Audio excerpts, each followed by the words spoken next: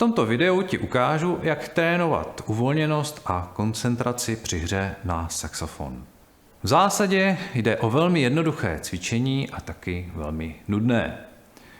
Navíc si přínosy tohoto cvičení možná nebudeš ani uvědomovat, protože nebudou pro tebe příliš viditelné. Ber to tak, že když jíš zdravě, taky si neuvědomuješ, že tvé tělo je silnější a odolnější, než kdyby jedl nezdravě. Tímto cvičením se však nejen rozehraješ, ale nastavíš se na hru i mentálně. Nejprve se zkus soustředit na samotné přirozené dýchání. Měl bys dýchat neslyšně, pomalu, nízkoobjemově nosem do bránice. Já si k tomu zavřu i oči, protože tak se lépe na sebe soustředím. Pokud zavírat oči nechceš, zkus se alespoň zaměřit na jeden nehybný bod. Pokud se nevěnuješ meditaci, tak se ti začnou hlavou honit různé myšlenky.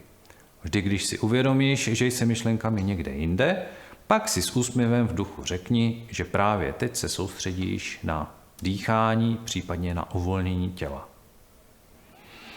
Pokud cítíš, že jsi připraven pokračovat s nástrojem, chytni se jej do rukou, přitom vnímej, jak se bříška prstů dotýkají klapek, jaký mají povrch, jakou mají teplotu, hezky prst po prstu.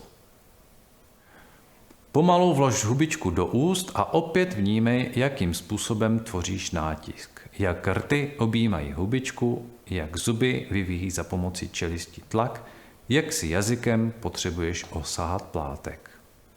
Přirozeně, to znamená nosem, jemně, neslyšně, nízkoobjemově, bráničně a pomalu se nadechni a vydechni skrz hubičku se snahou vytvořit ten nejkrásnější tón, jaký dokážeš. Možná ještě neumíš vytvořit takový tón, o kterém bys řekl, že je hezký. Máš svůj saxofonový vzor, jehož tón je úplně jiný než ten tvůj.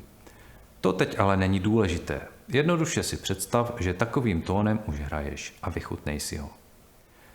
Nechej projít vibraci každého tónu celým tvým tělem.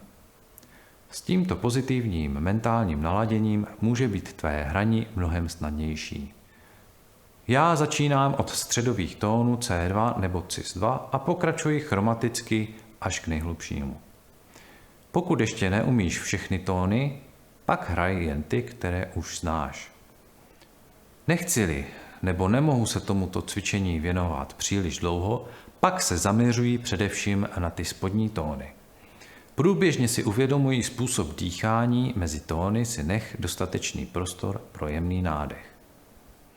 Pokud ti již nedělá potíže soustředit se na dýchání a tvoření tónu, pak můžeš připojit i uvědomování si uvolnění těla.